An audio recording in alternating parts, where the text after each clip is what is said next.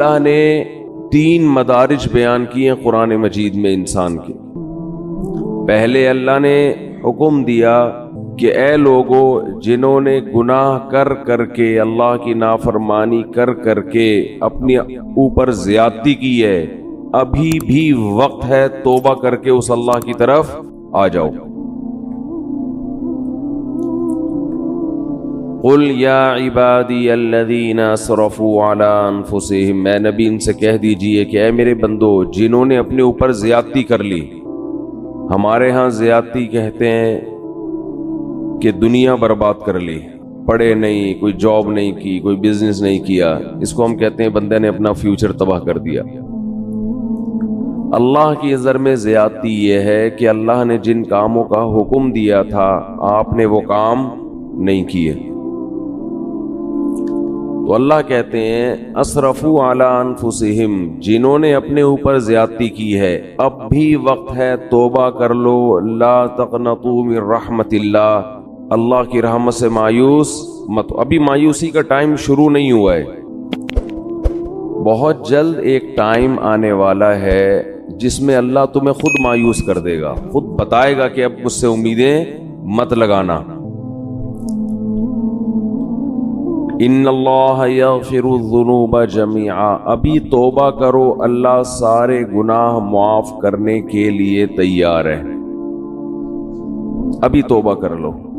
انسان بڑا ڈھیٹ ہے، وہ کہتا ہے ابھی توبہ نہیں کروں گا، میں اس وقت توبہ کروں گا جب توبہ کا دروازہ بند ہوگا۔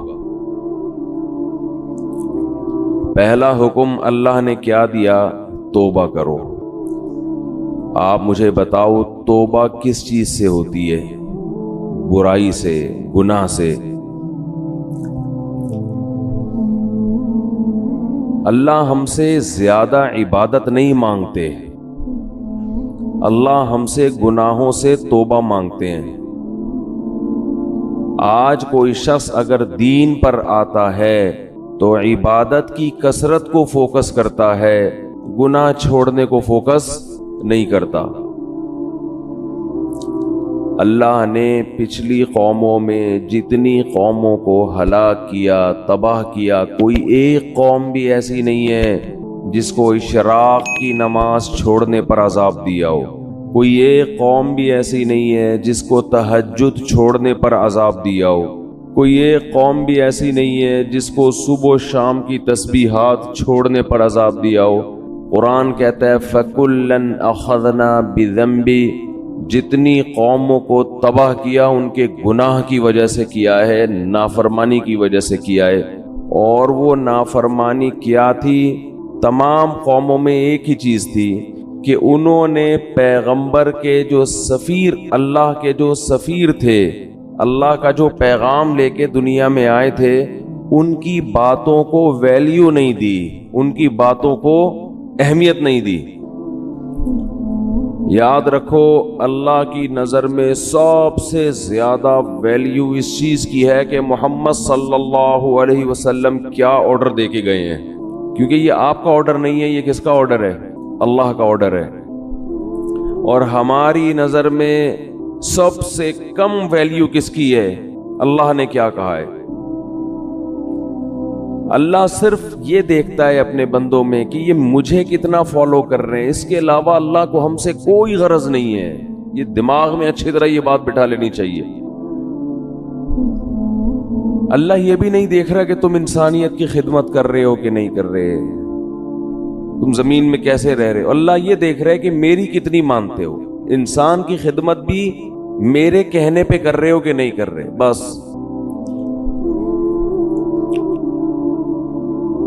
تو اللہ یہ دیکھتا ہے کہ میں نے جس چیز سے روکا اس سے رکتے ہو یا نہیں رکتے۔ دنیا میں خوش قسمت ترین انسان وہ ہے جو موت سے پہلے پہلے اللہ کو بھی مان لے اور اللہ کی بھی مان لے، اور یہ تکبر چھوڑ دے کہ میں نہیں مانوں گا۔ تو اللہ نے قرآن میں کیا فرمایا کہ اے ایمان والو، اللہ ابھی تمہیں اپنی رحمت سے مایوس نہیں کر رہا ہے، توبہ کرو۔ توبہ کس چیز سے ہوتی ہے؟ گناہوں سے۔ بہت سے لوگ دین کی طرف آنا شروع کرتے ہیں، گناہ چھوڑنے کے لیے تیار نہیں ہوتے۔ کون سے گناہ ہیں جن کو قرآن نے بہت اہتمام سے بیان کیا، حدیث نے بہت اہتمام سے بیان کیا؟ وہ گناہ آج ہمارے معاشرے میں بہت تیزی سے پھیل گئے ہیں۔ اس رمضان کے گزرنے سے پہلے پہلے توبہ کریں، ان تمام جرائم سے توبہ کرنی ہے۔ ان گناہوں میں سب سے پہلا گناہ ہے نماز کا قضا کر دینا۔ اللہ نے اس کی کسی قیمت پہ اجازت، بولے نا بھائی، نہیں دی۔ ایک چیز ذہن میں آتی ہے کہ اتنے سارے لوگ بے نمازی، اتنے سارے لوگ ہیں جو اللہ کا انکار کر رہے ہیں، کیا یہ سارے جہنم کی آگ میں جلیں گے؟ یہ چیز انسان کو پریشان کرتی ہے، وسوسہ ڈالتی ہے کہ جہاں اتنے سارے لوگ ہیں، یہ کیسے اللہ ان کو اٹھا کے آگ میں ڈال دے گا؟ دنیا میں آج بھی شرک کرنے والے توحید پرستوں سے زیادہ ہیں۔ دنیا میں بہت سے لوگ ہیں جو خدا کے منکر ہیں، بہت سے لوگ ہیں جو اللہ کے ساتھ شریک کرتے ہیں، بہت سے لوگ ہیں جو اللہ کو مانتے ہیں لیکن اللہ کی نہیں مانتے، بڑے بڑے احکام کا انکار کر دیتے ہیں۔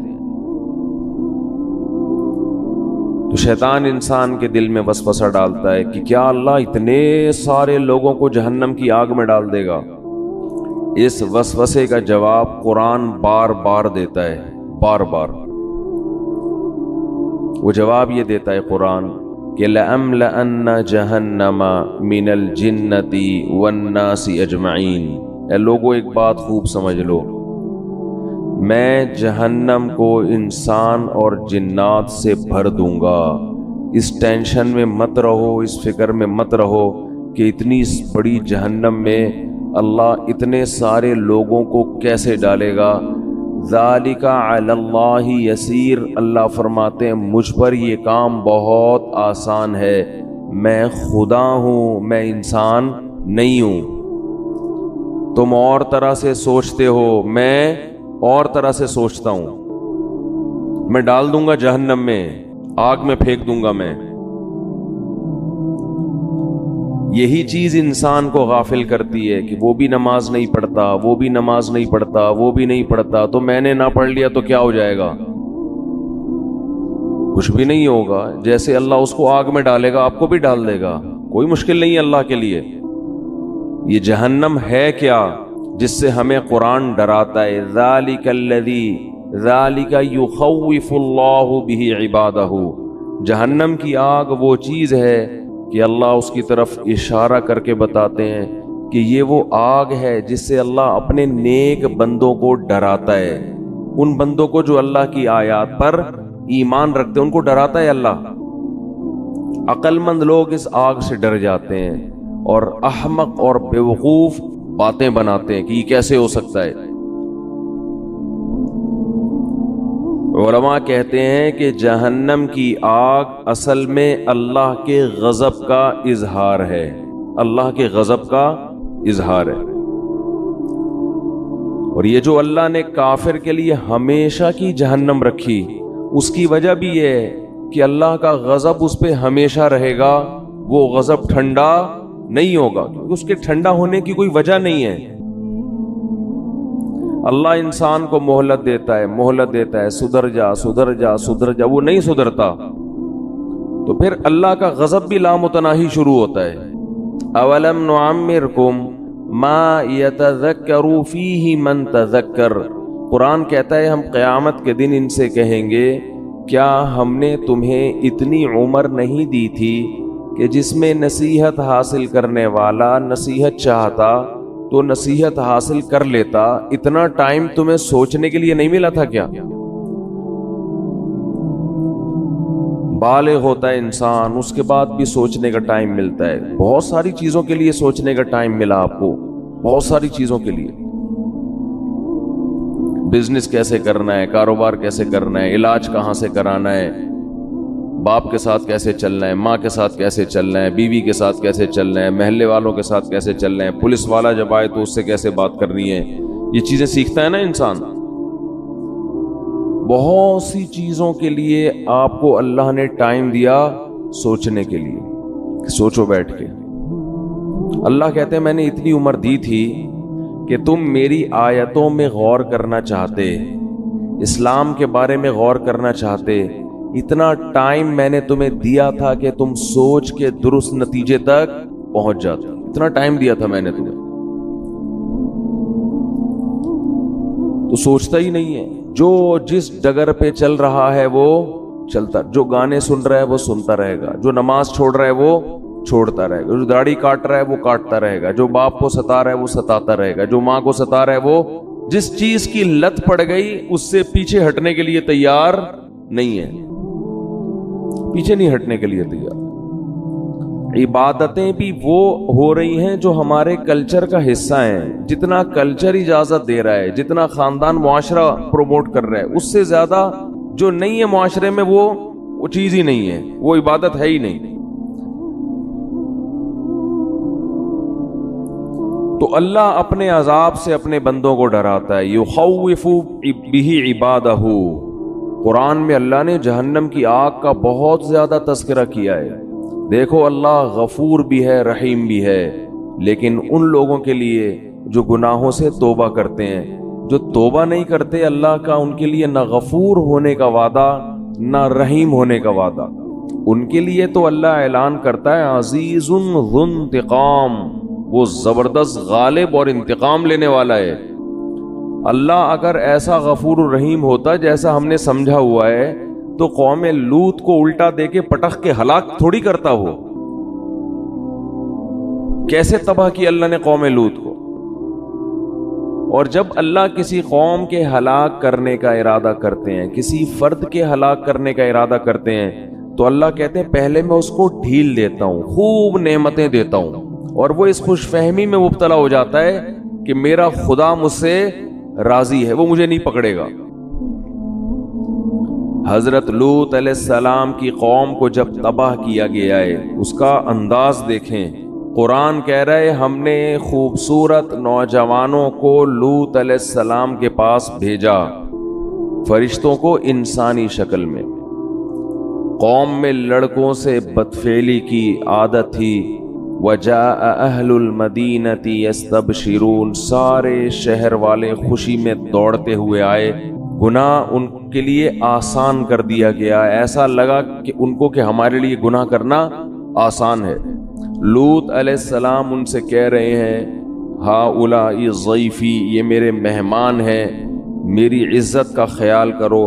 قوم جواب میں کہہ رہی ہے اولم ننہک عن العالمین, ہم نے آپ کو منع کیا تھا کسی اننون پرسن کو آپ گھر میں داخل ہونے نہ دیں. لوط علیہ السلام کہہ رہے ہیں لو ان لی بکم قوتا او آوی الی رکن شدید, کاش میرا کوئی قبیلہ ہوتا, خاندان ہوتا, میں تم سے لڑتا. کاش میرے بازوؤں میں قوت ہوتی, میں تم سے لڑتا. کس قدر پریشان ہو رہے ہیں لوط علیہ السلام. اور قرآن کہہ رہے قوم کی حالت کیا ہے, یستبشرون, خوشیاں منا رہے ہیں کہ گناہ کے ہمارا کیسا موقع مل گیا.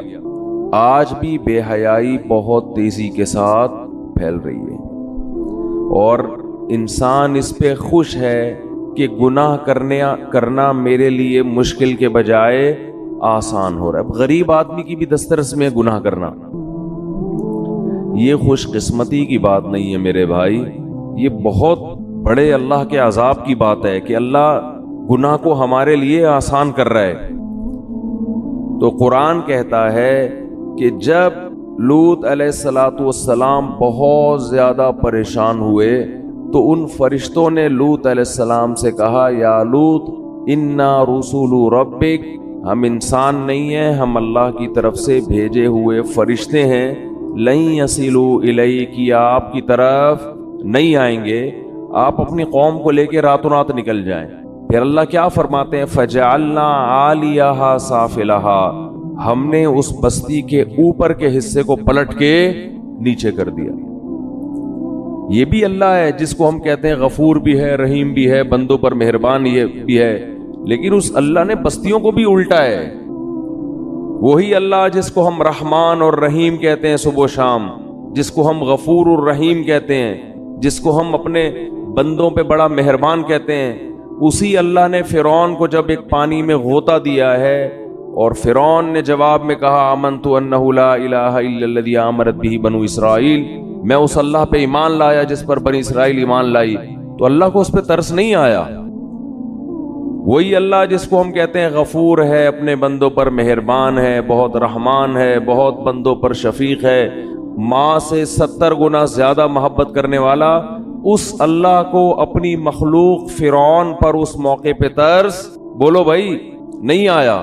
وہ چیخ رہا ہے میں توبہ کرنے کے لیے تیار ہوں، اللہ نے کہا نہیں، آنا اب نہیں بخشوں گا، اور آئندہ اس سے بڑا عذاب آئے گا۔ اب تو یہ سمجھ رہا ہے کہ تو پانی میں ڈوب رہا ہے، یہ تو عذاب کی پہلی سیڑھی ہے۔ اس پانی کے اندر تو داخل ہوگا، تیرا سانس گھٹے گا، تیرا دم گھٹے گا، اس سے تیری موت واقع ہوگی، اور پھر اس کے بعد کیا ہوگا؟ النار یعرضون علیہا غدوا وعشیا، ایسی آگ میں تجھے داخل کروں گا، صبح بھی جلایا جائے گا اور شام کو بھی، اور یہ قیامت تک عذاب ہوگا۔ جب میدان حشر میں حساب کے لیے کھڑا ہوگا تو اگلا اسٹیپ اس سے بھی زیادہ سخت ہوگا۔ وَيَوْمَ تَقُومُ السَّاعَةُ، جس دن قیامت قائم ہوگی، أَدْخِلُوا آلَ فِرْعَوْنَ أَشَدَّ الْعَذَابِ، اللہ کہے گا کہ اس فرعون کو اس سے بھی زیادہ سخت عذاب میں داخل کر دو۔ یہ وہی اللہ ہے جو بڑا رحمان ہے، بڑا رحیم ہے، اپنے بندوں پر بڑا مہربان ہے۔ یہ وہی اللہ ہے جو موسیٰ کو فرعون کے پاس بھیجتے ہوئے کہہ رہا ہے قولا لہ قولا لینا، اے موسیٰ فرعون سے نرم لہجے میں بات کرنا، سخت لہجے میں بات نہیں کرنا۔ حالانکہ فرعون ہزاروں بچوں کو ذبح کر چکا تھا، ان کی چیخ و پکار بھی اللہ کے سامنے، ان کی ماؤں کا رونا بھی اللہ کے سامنے، کیسے ماؤں کی گود سے لے کے بچوں کو چھریوں سے کاٹتا ہوگا۔ آپ تھوڑی دیر کے لیے اپنے بچوں کو سامنے رکھ کے تصور کر لیا کرو، کیا ماؤں کی بد دعائیں اس فرعون پہ لگتی ہوں گی۔ مگر ایک طرف اللہ ایسا رحمان ہے کہ موسیٰ سے کہہ رہا ہے اتنے ظالم کے ساتھ بھی جب آپ نے دعوت دینی ہے، سخت لہجے میں بات نہیں کرنا، ایسا نہ ہو وہ بدک جائے آپ کی دعوت سن کے، نرم لہجے میں بات کرنا، لعلہ یتذکر، شاید توبہ کی توفیق مل جائے، شاید کوئی سیدھے راستے پہ آ جائے۔ یہ اللہ کی رحمت کا پہلو ہے کہ اس سے زیادہ رحمت کسی کی ہو نہیں سکتی۔ اتنے بڑے ظالم، اور مشرک نہیں تھا، مشرک تو دوسروں کو خدا کے ساتھ شریک کرتا ہے۔ فرعون کا جرم اتنا بڑا کہ وہ کہتا تھا انا ربکم الاعلی، میں ہوں سب سے بڑا رب، اس کائنات کا خدا میں ہوں، اور میں سب سے بڑا رب ہوں، باقی سارے مجھ سے چھوٹے ہیں۔ لیکن اللہ کی رحمت کتنی بڑی رحمت کہ موسیٰ کلیم اللہ کو کہا جا رہا ہے کہ فرعون سے سخت لہجے میں بات۔ دوسری طرف وہ پہلو بھی ہے کہ اب چیخ رہا ہے، چلا رہا ہے، لیکن اللہ کہہ رہے ہیں کہ نا نا نا نا، ابھی پانی میں غرق ہوگا، اس کے بعد آگ میں صبح و شام جلایا جائے گا، اور قیامت جب قائم ہوگی تو جہنم میں اس سے بھی زیادہ سخت عذاب میں تجھے ڈالوں گا۔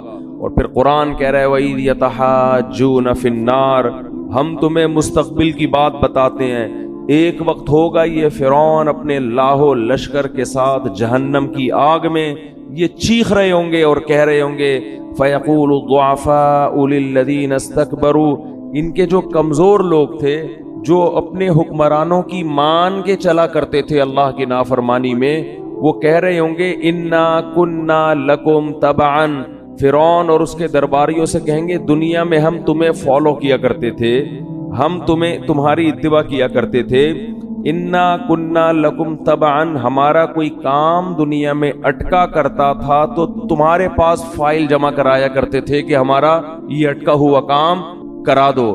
تو کیا انتم مغنون عنا نصیبا من النار، ہم تم سے یہ نہیں کہہ رہے کہ اس جہنم کی آگ کو ہم سے ہٹوا دو، یہ تمہارے بس میں نہیں ہے، اس آگ کا کچھ حصہ ہم سے کم کروا دو، کچھ حصہ ہم سے کم کروا دو۔ اللہ کی پناہ مانگنی چاہیے اس آگ سے، کچھ حصہ اس آگ کا ہم پہ ٹھنڈا کروا دو۔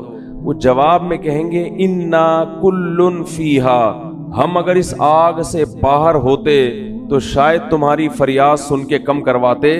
جس آگ میں تم جل رہے ہو ہم بھی اسی آگ میں تمہارے ساتھ جل رہے ہیں, تو ہم کیسے کم کروا سکتے ہیں؟ یہ بھی اللہ ہے جس کو ہم صبح و شام رحمان اور بولو بھائی رحیم کہتے ہیں. آج اللہ کا خوف ختم. ہر گناہ کیا جا رہا ہے, اللہ غفور رحیم ہے. گانے سنے جا رہے ہیں, اللہ بخشنے والا ہے. زنا کیا جا رہا ہے, اللہ بخشنے والا ہے. انٹرنیٹ پر فحش بیہودہ فلمیں صبح شام دیکھی جا رہی ہے, اللہ بڑا غفور رحیم ہے. وہ بخشنے پر آئے گا تو ایسے ہی بخش دے گا. اس نے کب کہا ہے کہ میں ایسے ہی بخش دوں گا؟ بھائی کون سی آیت میں لکھا ہوا ہے, کون سی حدیث میں؟ باپ کے ساتھ اونچی آواز سے بات ہوتی ہے اور اولاد اس خوش فہمی میں ہوتی ہے کہ اللہ بولو بخش دے گا. جس باپ اور ماں کا یہ احترام بتایا گیا کہ اگر نماز پڑھ رہے ہو تو ان کی پکار پہ نماز توڑ کے جواب دو, اس باپ اور ماں کو گھر میں ستایا جاتا. باپ جب تک جوان ہو تو اس کو اولاد نچوڑتی ہے, جب بوڑھا ہو گیا اب کسی کام کا نہیں ہے اس کو ستاتے ہیں بڑھاپے میں. بہت ہو رہا ہے گھروں کے اندر. شوہر جب تک کام کا ہو عورت اس کو نچوڑتی ہے, جب بڈھا ہو گیا تو بیٹوں کے ساتھ مل کے اس کو ستاتی ہے. بہت ہو رہا ہے گھروں میں, بہت دیکھا ہے ہم نے گھروں میں. جب تک جوان تھا کما رہا تھا ٹھیک ہے, اب چونکہ ریٹائر ہو گیا اب بیوی کے کسی کام کا نہیں ہے, تو نافرمان عورت کیا کرتی ہے؟ اپنے بیٹوں کے ساتھ مل کے اپنے شوہر کو بولتے کیوں نہیں بھائی ستاتی ہے. ٹھیک ہے سب نہیں ہوتی لیکن ہوتی بھی ہیں. ایسی جگہ آپ کا نکاح ہو گیا کہ لڑکی کے پیچھے کوئی پوچھنے والا نہیں ہے, تو خوف نہیں ہے, تو ایسے لوگ ایسی کمزور عورت پہ ظلم کرنا شروع کر دیتے ہیں یہ سوچ کے کہ کوئی پوچھنے والا نہیں ہے. قرآن کے الفاظ دیکھو, وَإِذَا الْمَوْءُودَةُ سُئِلَتْ بِأَيِّ ذَنبٍ قُتِلَتْ. اللہ نے قیامت کی ہولناکیوں کا عجیب نقشہ کھینچا ہے. اِذَا الشَّمْسُ كُوِّرَتْ, انداز دیکھیں قرآن کا, بات کیا چل رہی ہے, قرآن ایک دم کیا ٹاپک لے آتا ہے. اِذَا الشَّمْسُ كُوِّرَتْ, ایک دن آئے گا یہ سورج بے نور ہو جائے گا. اِذَا الشَّمْسُ كُوِّرَتْ وَإِذَا النُّجُومُ انْكَدَرَتْ, ستارے بے نور ہو جائیں گے. وَإِذَا الْجِبَالُ سُيِّرَتْ, پہاڑ اپنی جگہ سے ہٹ جائیں گے. وَإِذَا الْجِبَالُ سُيِّرَتْ اِذَا الشَّمْسُ كُوِّرَتْ وَإِذَا النُّجُومُ انْكَدَرَتْ وَإِذَا الْجِبَالُ سُيِّرَتْ وَإِذَا الْعِشَارُ عُطِّلَتْ وَإِذَا الْوُحُوشُ حُشِرَتْ وَإِذَا الْبِحَارُ سُجِّرَتْ. قرآن ہولناکیاں بیان کر رہا ہے, سمندروں میں آگ لگ جائے گی, پہاڑوں کو اپنی جگہ سے ہٹا دی, جو کچھ تمہیں نظر آ رہا ہے یہ سارا الٹا ہو جائے گا. یہ سارا نظام آگے قرآن کیا کہتا ہے, وَإِذَا الْمَوْءُودَةُ سُئِلَتْ بِأَيِّ ذَنبٍ قُتِلَتْ, جس دن زندہ دفن کی ہوئی بچی سے پوچھا جائے گا بتا تجھے کس جرم میں قتل کیا گیا تھا. اب آیتوں میں آپ کو بظاہر کوئی مناسبت نظر نہیں آئے گی. ادھر پہاڑ کی بات ہو رہی ہے کہ جگہ سے ہٹا دیا جائے گا, ادھر سمندر کی بات ہو رہی ہے کہ اس میں آگ لگا دی جائے گی, ادھر 10 ماہ کی گابن اونٹنیوں کی بات. اشار و تلت, اونٹنی جو 10 ماہ کی گابن ہوتی ہے نا, عرب کے ہاں سب سے قیمتی مال ہوتا تھا کہ ابھی یہ بچہ جننے والی ہے. اللہ فرماتے ہیں اس کا مالک اس کو اپنے حال پہ چھوڑ دے گا. ایسی وحشت, کہاں اونٹنی, کہاں پہاڑ, کہاں سورج, کہاں چاند. اور قرآن فوراً کیا کہتا ہے, جس دن زندہ دفن کی ہوئی بچی سے پوچھا جائے گا بتا تجھے کس جرم میں قتل کیا گیا. انسان حیران ہوتا ہے, پہاڑ کے ہٹنے کی بات, سمندروں کے جلنے کی بات, سورج اور چاند کے بے نور ہونے کی بات, اس میں زندہ بچی کا تذکرہ کیسے آ گیا؟ اس کا کیا آپس میں لنک ہے؟ یہ ٹاپک اللہ نے اچانک چینج کیوں کر دیا؟ یہ کیسا عجیب ٹاپک ہے نا. اللہ کہہ رہا ہے سورج چاند ختم, سمندروں میں آگ لگ جائے گی, قیمتی مال لوگ بھول جائیں گے, اور زندہ دفن کی ہوئی بچی سے پوچھا جائے گا بتا تجھے کس جرم میں قتل کیا گیا. کوئی ٹاپک میں مناسبت ہے؟ ایک بات سمجھانے کے لیے نا, قرآن کا اصل ہدف یہ سمجھانا تھا کہ ایک دن آئے گا کہ جس باپ نے اپنی معصوم بیٹی کو بیٹی ہونے کی وجہ سے دفن کیا, اللہ اس بچی کو عدالت کے کٹہرے میں کھڑا کر کے پوچھے گا بتا تیرا جرم کیا تھا؟ بچی کہے گی یہ جرم تھا کہ تو نے مجھے بیٹی بنایا ہے، بیٹا نہیں بنایا۔ اللہ اس کے باپ کو جہنم کی آگ میں ڈالے گا۔ تو قرآن یہ بتا رہا ہے کہ جیسے سورج کبھی بے نور نہیں ہوتا لیکن بے نور ہو جائے گا۔ بڑے بڑے پہاڑ، دنیا میں ہر چیز اپنی جگہ سے ہلتی ہے سوائے پہاڑوں کے، وہ لاکھوں ہزاروں سال سے ایک ہی جگہ قائم رہتے ہیں۔ دنیا میں ہر چیز میں آگ لگتی ہے مگر پانی میں آگ نہیں لگتی۔ تو اللہ یہ سمجھا رہے ہیں کہ دنیا میں ہر ایک پہ مقدمہ چلتا ہے مگر اس پہ جس کا کوئی پیچھے پوچھنے والا ہو۔ جو معصوم بچی جس کے لیے اس کا باپ مقدمہ کرتا، اگر وہ باپ ہی اس کو قتل کر کے زمین میں ڈال دے، اس بچی کا پیچھے پوچھنے والا کوئی نہیں ہے۔ تو جو خدا سورج کو بے نور کرے گا، حالانکہ سورج کبھی بے نور نہیں ہوتا، جو خدا پہاڑوں کو اپنی جگہ سے ہٹا دے گا، حالانکہ پہاڑ اپنی جگہ سے کبھی بھی نہیں ہلتے، جو خدا سمندروں میں آگ لگا دے گا، حالانکہ سمندروں میں آگ نہیں لگتی، وہ خدا ایسا مقدمہ چلائے گا جس کا مقدمہ دنیا میں کبھی کسی نے اس کا تصور نہیں کیا ہوگا۔ وہ مقدمہ کیا کہ بچی کو کھڑا کر کے کہے گا کہ تیرے لیے کبھی کوئی مقدمہ کرنے والا ہو نہیں سکتا تھا، کیونکہ جو مقدمہ کرتا وہی تیرا قاتل ہے۔ تو آج جیسے سورج بے نور ہو رہا ہے اور سمندروں میں آگ لگ رہی ہے اور پہاڑ اپنی جگہ سے ہل رہے ہیں، آج یہ بچی کھڑی ہو کر اپنے باپ کے خلاف مقدمہ کرے گی اور میں اس کی پکار کو سنوں گا اور اس مظلوم کا ساتھ دوں گا قیامت کے دن۔ تو اللہ ان آیتوں میں بتا رہا ہے کہ اللہ کا حساب و کتاب کا نظام کمزور نہیں ہے۔ دنیا کی عدالت سے، دنیا کے مقدموں سے بچ سکتے ہو۔ ما لهذا الكتاب لا يغادر صغيرة ولا كبيرة الا احصاها۔ قرآن کہتا ہے اپنا نامہ اعمال دیکھ کے کہو گے یہ کیسی رپورٹ کارڈ ہے، کیسا رزلٹ ہے کہ اس نے میری زندگی کے کسی ایک پہلو کو بھی ادھورا نہیں چھوڑا۔ ہر چیز، اگر کسی چٹان میں بیٹھ کر کوئی گناہ کیا، اندھیرے میں تنہائیوں میں دروازے بند کر کے کوئی معمولی سا جرم کیا یا کوئی نیکی کی، یہ اس کو بھی اللہ کہتے ہیں میں تمہارے سامنے حاضر کر دوں گا۔ تو بھائی اللہ کا نظام ہلکا نہیں ہے، وہ بہت مضبوط نظام ہے اس کا۔ اور اللہ نے یہ سارا نظام جو بنایا اور اللہ نے جو ہزاروں پیغمبروں کو بھیجا اور قرآن میں جہنم کی وعیدیں اور جنت کی خوشخبریاں دی، اس لیے نہیں دی کہ آپ کو یہ آپشن دیا جا رہا ہے کہ آپ نماز پڑھیں نہ پڑھیں، پڑھیں گے اچھی بات ہے، نہیں پڑھیں تو اللہ غفور الرحیم ہے۔ آپ بہنوں کی وراثت دیں نہ دیں، دے دیں گے تو اچھی بات ہے، نہیں دیں گے تو اللہ غفور الرحیم ہے۔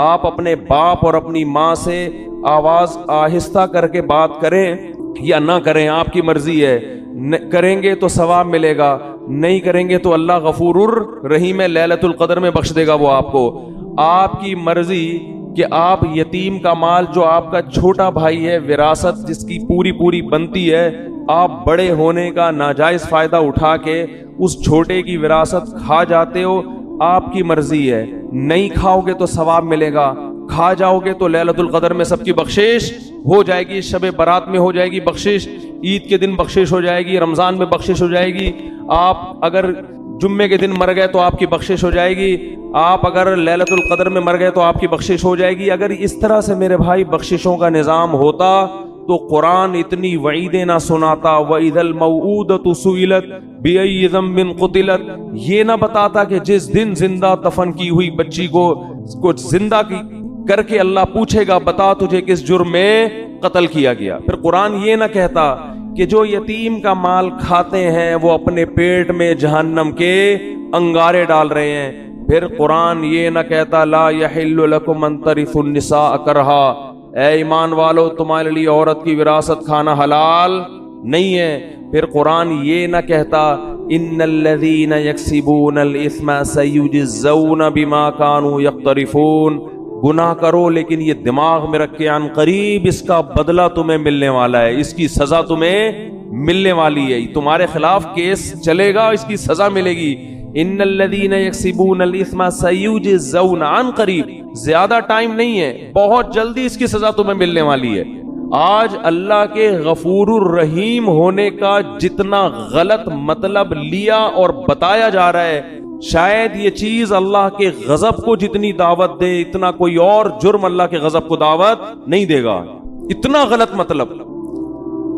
بھائی لیلۃ القدر میں بخششیں ہوتی ہیں، گناہ پہلے چھوڑنا پڑے گا آپ کو. آپ اس خوش فہمی میں نہ رہیں.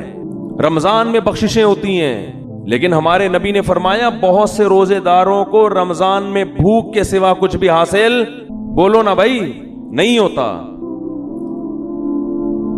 ایک بالش زمین جس نے کسی کی ہتھیائی، فرمایا 7 زمینوں کا طوق اللہ اس کی گردن میں ڈالے گا. نہ معاملات صحیح ہیں، پیسے دے کے آپ تجربہ کر کے دیکھ لیں، کبھی وقت پہ واپس، بولو نا، نہیں کرے گا. یہ کیا ہے؟ یہ اس جہنم کی آگ سے غفلت. صحابہ کرام ڈرا کرتے تھے. حدیث میں آتا ہے رسول اللہ صلی اللہ علیہ وسلم نے فرمایا کہ اللہ نے اس آگ کو اس آگ سے زیادہ گرم بنایا ہے. صحابہ کرام کی ایسی کیفیت ہوئی، ترمذی کی حدیث ہے، اس طرح اللہ کے خوف سے رونے لگے کہ جیسے کوئی ہانڈی کھول رہی ہوتی ہے. یا ایھا الناس ان وعد اللہ حق فلا تغرنکم الحیات الدنیا. دیکھو اللہ فرماتے ہیں لوگو، اللہ کا وعدہ سچا ہے.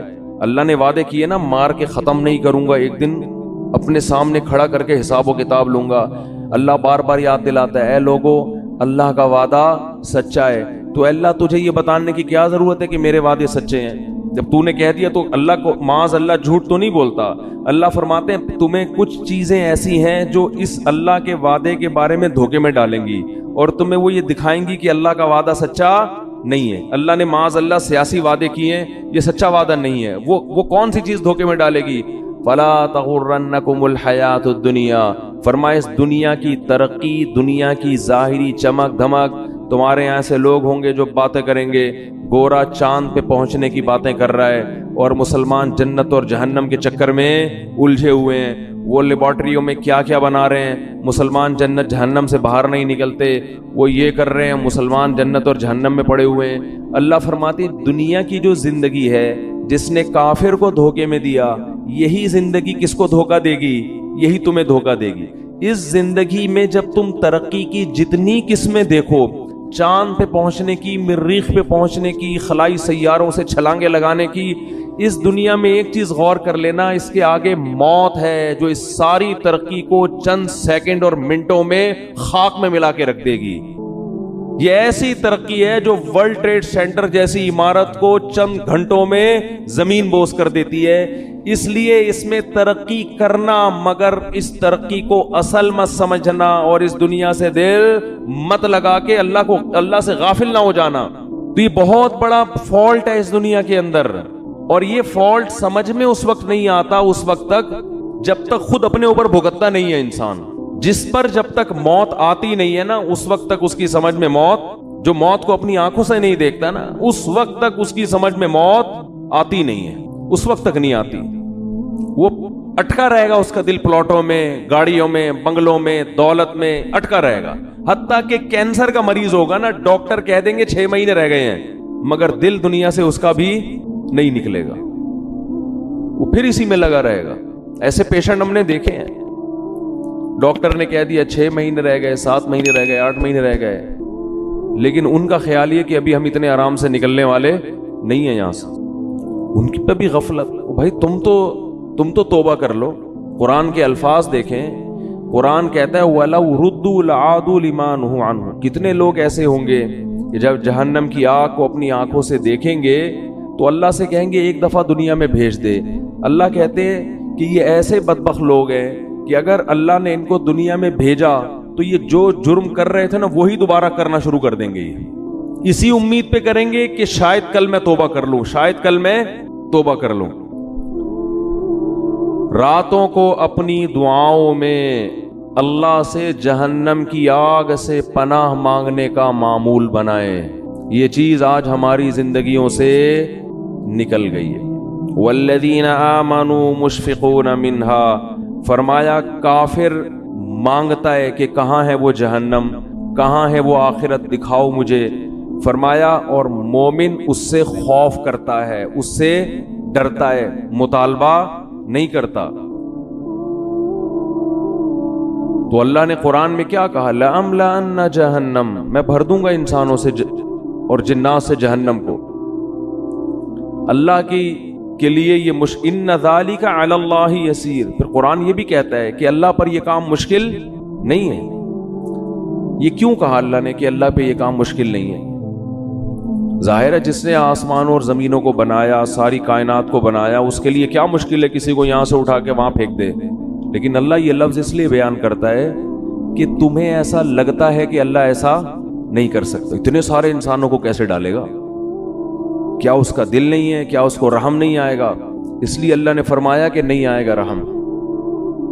یہ تم خوش فہمی میں مبتلا ہو کہ مجھے جتنا رحم آنا تھا مجھے آ گیا ہے۔ یہ رحم ہی تو ہے، کتنی کتنی مہلت دیتا ہے، وہ بار بار توبہ کا موقع دیتا ہے۔ 1000 بار بھی گناہ کیا، 1000ویں بار توبہ کرو گے اسی طرح قبول کرے گا جیسے پہلی دفعہ توبہ قبول کی تھی۔ یہ رحم ہی تو آیا تھا۔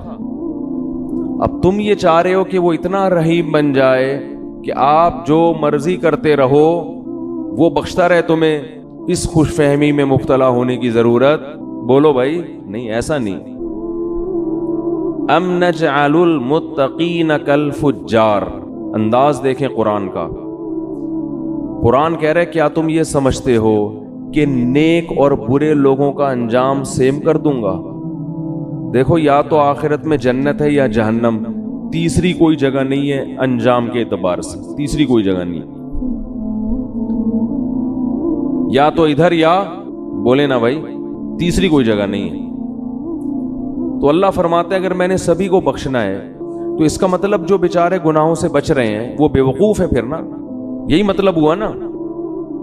وہ تو پاگل ہیں، وہ رمضان کے روزے رکھ رہے ہیں، وہ راتوں کو اللہ کے سامنے کھڑے ہو کر پناہیں مانگ رہے ہیں اللہ سے، وہ مالی معاملات میں حرام سے بچتے ہیں، ان کے دل میں میرا خوف ہے، وہ مجھے خوش کرنے کے لیے غریبوں کو کھلاتے ہیں، وہ امن ہوا قانت آناء اللیل، اللہ فرماتے ہیں بھلا وہ آدمی جو رات کو اٹھ کے مجھے پکارتا ہے، ساجدا وقائما، کبھی سجدے میں کبھی قیام میں، یحذر الآخرہ، آخرت سے ڈرتا ہے وہ، ویرجو رحمت ربی، رب سے امیدیں بھی لگا کے بیٹھا ہے اور آخرت سے ڈرتا ہے، یعنی خالی امیدوں پہ نہیں چل رہا، خوف بھی ہے۔ تو بھلا اس کو، اور جو ساری رات سوتا رہتا ہے، جو ساری رات ڈرامے فلمیں دیکھتا رہتا ہے، جو ساری رات اسنوکر کلب پہ بیٹھا رہتا ہے، جو ساری رات باپ اور ماں کو ستاتا ہے، جو ساری رات گناہوں میں زنا میں وقت گزارتا ہے، تو تم کیا سمجھتے ہو دونوں کو میں ایک جیسا کر دوں گا؟ ہے بھائی دونوں کا انجام اس کو بخش دوں گا، چل بھائی چھوڑ، بس بخشش ہو گئی، کوئی میں بہت غفور ہوں، میں بہت بڑا ہوں۔ لیلۃ القدر کو دونوں جاگ لیے تھے تو اب دونوں ایک جیسے ہو گئے۔ بہت مشکل ہے بات سمجھانا، بہت مشکل ہے۔ لیلۃ القدر میں چونکہ دونوں جاگ لیے تھے اب دونوں کیا ہو گئے ہیں بھائی؟ سیم۔ تو اللہ کہتے ہیں ام نجعل، بھلا ہم ایسا کریں گے، ہمیں تم نے یہ سمجھا ہوا ہے؟ ایسی بے انصافی، ایسی دھاندلی تو دنیا میں کوئی کرپٹ ترین حاکم نہیں کرتا، عدل و انصاف کا بادشاہ ایسا کیسے کر سکتا ہے؟ خوف پیدا کرنے کی ضرورت ہے جن گناہوں کی طرف ہم جا رہے ہیں اور بغیر کسی بریک کے چلتے چلے جا رہے ہیں، برداشت بالکل ختم۔ قرآن نیک لوگوں کی صفت بیان کرتا ہے، الکاظمین الغیظ، غصے کے کڑوے گھونٹ کو پیتے ہیں، یہ باپ کے سامنے غصہ نہیں، ماں کے سامنے نہیں، اپنے بڑوں کے سامنے نہیں۔ آج چھوٹوں پہ برداشت کر لیتا ہے، طاقتور ہے، اور بڑے پہ برداشت نہیں کرتا۔ میں کہتا ہوں جتنی باس کی برداشت کرتے ہو اس کا 10واں حصہ اگر باپ کی برداشت کر لو تو شاید بخشش ہو جائے۔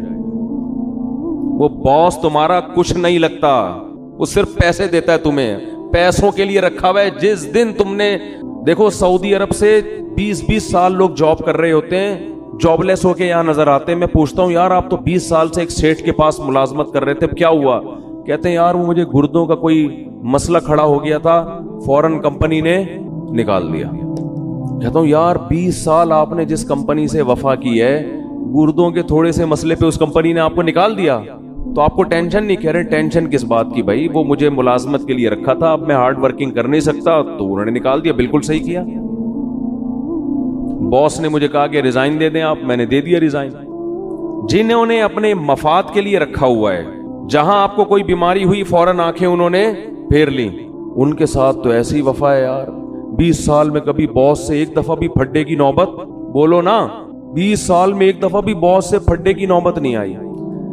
اور جو باپ آپ چاہے لنگڑے ہو, لولے ہو, اندھے ہو, کانے ہو, بہرے ہو, فالج زدہ ہو, وہ باپ آپ کو کبھی گھر سے کبھی نہیں نکالے گا گھر سے. اس باپ اگر وہ تیز آواز سے بات کرتا ہے, وہ سختی کرتا ہے, تو آپ کا میٹر گھوم جاتا ہے. دنیا کو بے وقوف بنانا آسان, لیکن جس خدا نے پیدا کیا وہ ہماری ان حرکتوں کو نوٹ کر رہا ہے, لکھ رہا ہے. وہ قرآن کہتا ہے ایسا انتظام کر رہا ہوں کہ فرشتے بٹھا دیے, ان کی فائلیں تیار کرو, ایک ایک لفظ لکھو ان کا. جو قریبی رشتہ ہے اس کا حق اتنا زیادہ, لیکن جب سے دنیا میں کفر کی حکومت ہے, جتنا قریبی ہے اس کا رشتہ اتنا ہی کم. آج دنیا میں جانوروں کے حقوق پر بات ہو رہی ہے, ماں باپ کے حقوق پر بات نہیں ہو رہی ہے. ایک فادر ڈے منا لیتے ہیں, اس میں چاکلیٹ موکلیٹ اس کو گفٹ کر دیتے ہیں گورے. ایک مدر ڈے میں کو 2-4 پھول ہار پہنچا دیتے ہیں اس کو.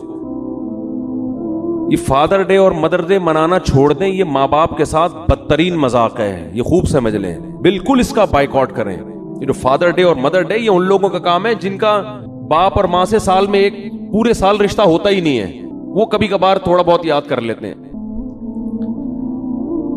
تو اللہ کا عذاب بہت سخت ہے. یا ایھا الناس ان وعد اللہ حق, اے لوگو اللہ کا وعدہ سچا ہے.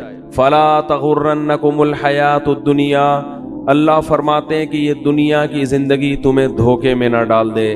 ولا یغرنکم باللہ الغرور, اور شیطان تمہیں دھوکے میں نہ ڈال دے. شیطان تمہارے برے عمل کو چمک پٹیاں لگا کے تمہارے سامنے مزین کر کے پیش کرے گا, یہ خود بھی برباد ہوگا, تمہیں بھی برباد کرے گا. کتنے وعدے اللہ کر رہا ہے بھائی. اس رمضان کا تھوڑا سا حصہ ہے, آج گناہوں سے توبہ کر لو سچے دل سے. اے اللہ جو نماز کو قضا کرتا ہے, اے اللہ آئندہ زندگی میں کبھی نماز قضا نہیں ہوگی. دیکھو نماز کا معاملہ اتنا ہلکا نہیں ہے جتنا ہم سمجھتے ہیں. ہمارے ہاں نمازی بھی بے نمازی ہیں, بہت افسوس کے ساتھ کہنا پڑتا ہے. جو نماز پڑھتا ہے اس نے نماز کو بالکل اینڈ میں رکھا ہوا ہے, سب سے آخر میں. سارے کاموں سے فارغ ہوگا تو نماز ہو جائے گی. سفر میں نماز قضا کر دیتے ہیں, بیماریوں میں نماز قضا کر دیتے ہیں. ہم نے نمازی لوگ دیکھے ہیں بستر پہ پڑے ہوئے نماز نہیں چھوڑتے, آپریشن تھیٹر میں نماز نہیں چھوڑتے. نمازی عورتیں بچے کی ولادت سے پہلے نماز نہیں چھوڑتی. وہ آپریشن تھیٹر میں ہوں گی, ان کو فکر ہوگی کہ نماز کا وقت کہیں ضائع نہ ہو جائے. اس کو نماز کہتے ہیں, اس کو نمازی کہتے ہیں. ہمارے ایک رشتہ دار انڈیا سے آئے تھے, ان کی عمر میرا خیال ہے 70 سال ہوگی, بہت پرانا واقعہ یہ.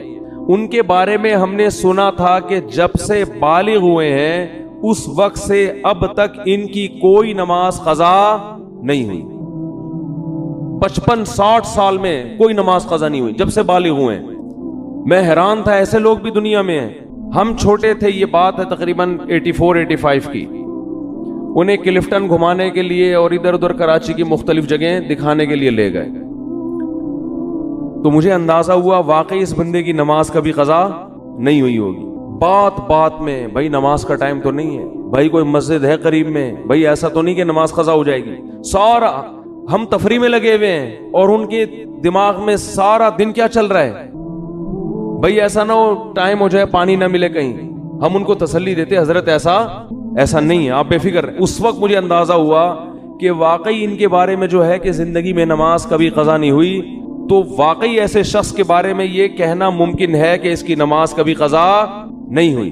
سفر میں اپنی نمازوں کے اسکیجول کو پہلے دیکھا کرو کہ کون سی نماز کہاں ہوگی. کس طرح سے خواتین نمازیں قضا کر دیتی ہیں.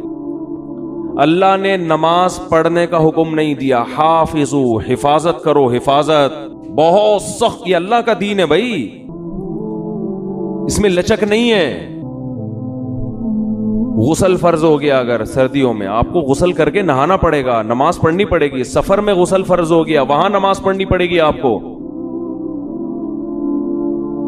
دوسری, توبہ کرو بد نظری سے, زنا سے, بدکاری سے, انٹرنیٹ پر بیہودہ اور فحش مواد دیکھنے سے. یہ چیز اس کو لوگوں نے گناہ سمجھنا چھوڑ دیا. نوح علیہ السلام نے قوم کو کیا سمجھایا؟ یا قوم استغفروا ربکم انہ کان غفارا. اے میری قوم, میں جس خدا کی طرف تمہیں دعوت دے رہا ہوں وہ معاف کرنے والا ہے. گناہ ہو جاتا ہے توبہ کر کے اس کو مناؤ, وہ چھوڑ دے گا, معاف کر دے گا. وہ یہ آپشن رکھا ہوا ہے اس نے. وہ تانے نہیں دے گا کہ پھر گناہ کر کے پھر توبہ کر رہا ہے تو اب کس بیس پہ کر رہا ہے. لیکن کرو تو صحیح. اگر گناہ نہیں چھوٹ رہا, لت پڑ جاتی ہے. جو لوگ فحش فلمیں دیکھتے ہیں عادت پڑ جاتی ہے ان کو. او بھائی عادت پڑ گئی ہے, عادتیں چھوٹتی بھی تو ہیں. جس طرح کوئی کام کنٹینیو کرنے سے کام کرنے کی عادت پڑتی ہے, چھوڑنے سے چھوڑنے کی عادت پڑ جاتی ہے. ہمت تو کرو, پھر بھی ہوتا ہے تو توبہ تو کرو. ہاتھ پہ ہاتھ رکھ کے بیٹھو تو نہیں. جو آدمی فحش فلمیں دیکھتا ہے اور توبہ کرنا چھوڑ دی اس نے, اس کا مطلب وہ جہنم کی آگ میں جانے پر راضی ہو گیا ہے. وہ مطمئن ہو گیا کہ اب بس میں نہیں بچ سکتا. بھائی وہ آگ ہم سے برداشت نہیں ہوتی. 100 دفعہ یہ گناہ ہوتا ہے, 100 دفعہ اللہ کو مناؤ, اللہ اب نہیں کروں گا. پھر ہو گیا پھر مناؤ, اور اللہ سے یہ کہو کہ اللہ میں عادت سے مجبور ہو کے گناہ کرتا ہوں, مگر میں جہنم کی آگ برداشت نہیں کر سکتا. اس وقت تک اس کو مناؤ جب تک وہ معاف نہ کر دے. اللہ تیار ہے. ایک بزرگ نے کہا کہ ان کے پاس غالباً ڈاکٹر عبدالحی صاحب رحمۃ اللہ علیہ تھے کہ حضرت میں گناہ کرتا ہوں پھر توبہ کرتا ہوں پھر ہو جاتا ہے گناہ, نہ چاہتے ہوئے بھی ہو جاتا ہے, پھر توبہ کرتا ہوں پھر ہو جاتا ہے. فرمایا کوئی بات نہیں, اگر متقی لوگوں میں شمار نہ ہوا اللہ توبہ کرنے والوں میں شامل کر لے گا. کیا کہتا ہے؟ ان اللہ یحب التوابین ویحب المتطہرین. اللہ کو جیسے پرہیزگار لوگوں سے محبت ہے, توبہ کرنے والوں سے بھی محبت ہے. تعلق تو قائم رکھو, تعلق ہی ختم کر دیا آپ نے. توبہ ایک ایلفی ہے جو ٹوٹے ہوئے تعلق کو جوڑ دیتی ہے. اللہ چاہتے ہیں مجھ سے رابطہ میں تو رہو. آپ جب کسی کو بھیجتے ہیں سفر میں, کوئی ٹینشن ہو بھائی رابطے میں رہنا, ہر تھوڑی دیر میں اطلاع دیتے. ماں باپ کو ہوتا ہی نا فکر, بھائی جس حالت میں بھی ہو اطلاع ضرور, اگر سکون میں بھی ہو اطلاع ضرور دینا. اللہ کہتے ہیں جس کنڈیشن میں بھی ہو, گناہ میں ہو یا نیکی میں, تعلق مجھ سے ختم نہیں کرنا. رابطہ اگر گناہ ہے تو میرے سامنے بیان کرو, میرے سامنے بیان کرو, اے اللہ میں تیرا بندہ ہوں, مجھ سے یہ گناہ نہیں چھوٹتا. اللہ کو اچھا لگتا ہے یہ کہنا, اے اللہ میں قوم لوط کی طرح اکڑتا نہیں ہوں کہ لوط علیہ السلام سے کہنے لگے کہ اگر آپ اس گناہ پہ راضی نہیں ہو تو علاقہ چھوڑ کے نکل جاؤ. اے اللہ میں ایسا نہیں ہوں, میں فخر نہیں کر رہا اپنے جرم پر, مجھے اس جرم کی عادت پڑ گئی ہے, مجھے اس برائی کی عادت پڑ گئی ہے. اے اللہ مجھے اپنے غصے پہ قابو نہیں ہے, ماں باپ کے سامنے چیخنے لگتا ہوں, مجھے عادت پڑ گئی ہے. تو باغی نہ بنو, اللہ کے سامنے اپنے ہاتھ اٹھا کے اپنے جرم کا اقرار کر. اے اللہ میں تیرا بندہ ہوں, تو مجھے سیدھے راستے پہ چلا. حدیث میں کتنی پیاری دعا آئی, یا حی یا قیوم برحمتک استغیث اصلح لی شانی کلا ولا تکلنی الی نفسی طرفۃ عین ولا اقل من ذلک. اے وہ ذات جو زندہ ہے, ہر چیز کو تھامنے والا ہے, میں تیری رحمت کی بھیک تجھ سے مانگتا ہوں, میری حالت کو درست کر دے, مجھے گناہ چھوڑنے کی توفیق دے دے. ولا تکلنی الی نفسی طرفۃ عین, مجھے میرے حوالے نہ کر. اے اللہ مجھے میرے ہاتھوں میں. دیکھو چھوٹا بچہ ہوتا ہے نا, جب سفر چل رہا ہوتا ہے ڈر ہوتا ہے گاڑی کے نیچے نہ آ جائے, گٹر میں نہ گر جائے, یہ نہ ہو جائے وہ نہ ہو جائے, تو ماں باپ کسی کے حوالے بچے کو کرتے ہیں کہ بھئی بچے کو بچے کے حوالے نہیں کیا جائے گا, بچہ کسی بڑے کے ہاتھوں میں ہوگا تو محفوظ. تو انسان اللہ کے سامنے جرم کا اعتراف کرے, اے اللہ میں کمزور ہوں, تو مجھے میرے حوالے نہ کر. کتنی دیر کے لیے حوالے نہ کر؟ طرفۃ عین. اے اللہ 24 گھنٹے میں ایک پلک جھپکنے میں جتنا ٹائم لگتا ہے نا, اتنے ٹائم کے لیے بھی تو مجھے میرے حوالے نہ کر. ولا اقل من ذالک, اس سے کم ٹائم کے لیے بھی تو مجھے میرے حوالے نہ کر, کیونکہ اگر تو نے مجھے میرے حوالے سیکنڈ کے کروڑویں حصے کے لیے بھی کر دیا تو مجھے اپنے اوپر اعتماد نہیں ہے, میں اس میں تیری نافرمانی کروں گا, میں اس میں اپنی جان پر ظلم کروں گا. 24 گھنٹے تو مجھ پر گرفت رکھ. یہ نبی نے ہمیں دعائیں سکھائی ہیں, یہ گناہگاروں کے لیے دعائیں ہیں کہ جن سے گناہ نہیں چھوٹتے، وہ اللہ سے مانگیں کہ اللہ تو مجھے میرے حوالے نہ کر، تعلق تو قائم رکھے میرے بھائی۔ اور کیا دعا سکھائی؟ خذ بناصیتی الی البر والتقوی، اے اللہ میں سیدھے راستے پہ چلنا چاہوں نہ چاہوں، تو مجھے پیشانی کے بالوں سے پکڑ کے سیدھے راستے پہ گھسیٹ لے۔ جیسے کسی ڈاکٹر کے پاس آپ جاتے ہیں نا، انجیکشن لگانے کی تکلیف ہو رہی ہے اور لگانا ضروری بھی ہے، آپ کہتے ہیں بھائی رسیوں سے باندھ کے میرے انجیکشن ٹھوک دو، لگا دو انجیکشن، کہتے ہیں کہ نہیں کہتے؟ میری پرواہ نہیں کرو۔ تو بھائی اس رمضان میں ہمت کر کے گناہوں سے توبہ کر لو۔ اور دیکھو یہ بات میں بہت کم بیانات میں کہتا ہوں کیونکہ یہ جرم پھیل گیا ہے۔ داڑھی کٹانا یہ بھی تغییر خلق اللہ ہے، اللہ کی تخلیق کو بدلنا ہے۔ اللہ کو داڑھی کٹا ہوا مرد پسند؟ بولو نا بھائی، یہ آپشنل نہیں ہے، یہ تو اب ہو گیا کیونکہ اتنے لوگ اب انگریزوں کو دیکھ دیکھ کے داڑیاں کاٹنا شروع کر دیں تو ہمارے کلچر کا حصہ بن گئی یہ چیز۔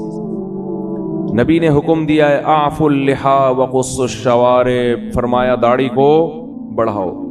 میں نے خود اپنی آنکھوں سے یہودی دیکھے ہیں، بڑی بڑی داڑھیوں والے، بڑے ماڈرن یہودی، بڑے ترقی یافتہ، لیکن داڑھی اتنی بڑی۔ بہت سے یہودی دیکھیں، کیوں؟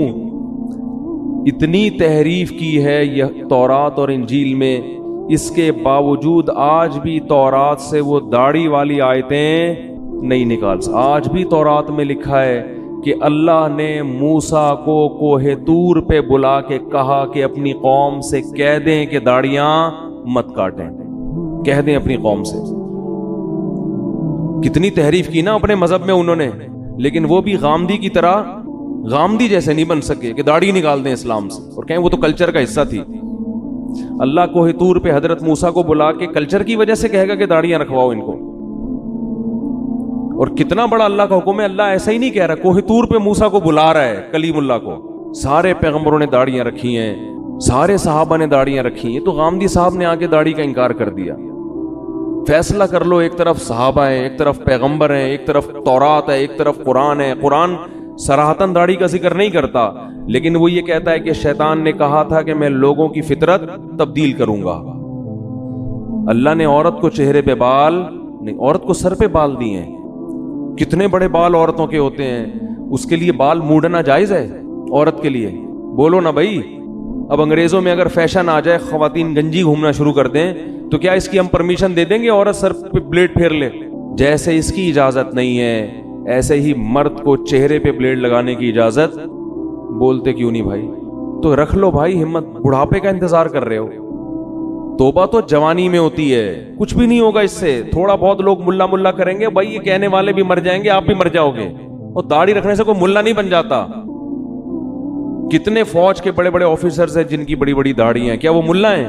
کتنے بڑے بڑے سائنٹسٹ ہیں، یہ جو ایٹامک انرجی میں جو سائنسدان ہیں، جامعۃ الرشید آئے تھے تو اتنی بڑی بڑی داڑیاں ان کی۔ بھائی داڑھی رکھ کے آپ سائنسدان بھی بن سکتے ہو، آپ ڈاکٹر بھی بن سکتے ہو، آپ آفیسر بھی بن سکتے ہو، زیادہ اچھے بنو گے، آپ روب ہوگا آپ کے چہرے پہ۔ تو ہمت کر لو اس رمضان میں کسی بغیر داڑھی والے کو اپنے سے کمتر نہیں سمجھتا۔ بھائی ہماری داڑھی ایک ظاہری حلیہ، اندر اللہ ہی جانتا ہے، ہو سکتا ہے کوئی گناہ ہو جس کی وجہ سے داڑھی والے کو اللہ بخش دے اور ہمیں نہ بخش دے، اللہ بچا کے رکھے سب کو، لیکن جرم کو تو جرم ہی کہا جائے گا نا۔ وہ لوگوں کی رعایت میں لوگوں کو خوش کرنے کے لیے اس کو تبدیل تو نہیں کر سکتے ہم۔ یہی تو یہود کا جرم تھا کہ وہ حکام بیان کرتے جس پہ لوگ خوش ہوتے۔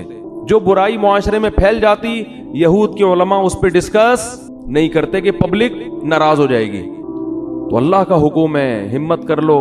اور یہ فضول باتیں، داڑھی رکھ کے میں یہ گناہ کروں گا تو لوگ کیا بولیں گے، داڑھی بدنام ہوگی، پھر تو اسلام کا نام ختم کر دو بھائی۔ مسلمان تو 2 نمبر ہی کرتے ہیں بہت سے، بدنام تو اسلام ہوتا ہے۔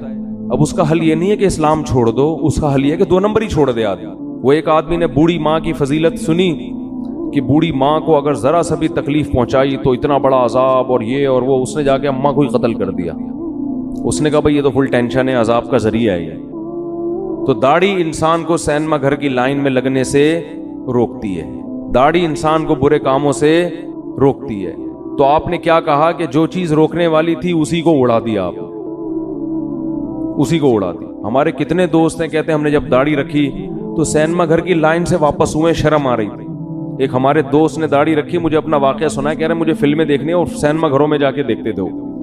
کہہ رہے میں لائن میں کھڑا ہوا تھا, داڑھی رکھ لی تھی میں نے, شرم تو آ رہی تھی لیکن ہم نے کہا تھوڑا دیر بے شرم بن جاتے ہیں, شرم ختم کرنے میں تو چند سیکنڈ لگتے ہیں انسان کو. کہہ رہے پھر لوگ مجھے مڑ مڑ کے دیکھ رہے تھے, یہ ملا یہاں کیا کر رہا ہے. کہہ رہا مجھے اتنی غیرت آئی, میں نے کہا نکل بھائی, یہ تیرا کام نہیں ہے یہاں پہ, چھوڑ یار. لوگ بھی بول رہے ہیں, دل تو نہیں چاہ رہا تھا کہہ رہے ہیں چھوڑنے کا, لیکن شرم کی وجہ سے نکل گیا میں.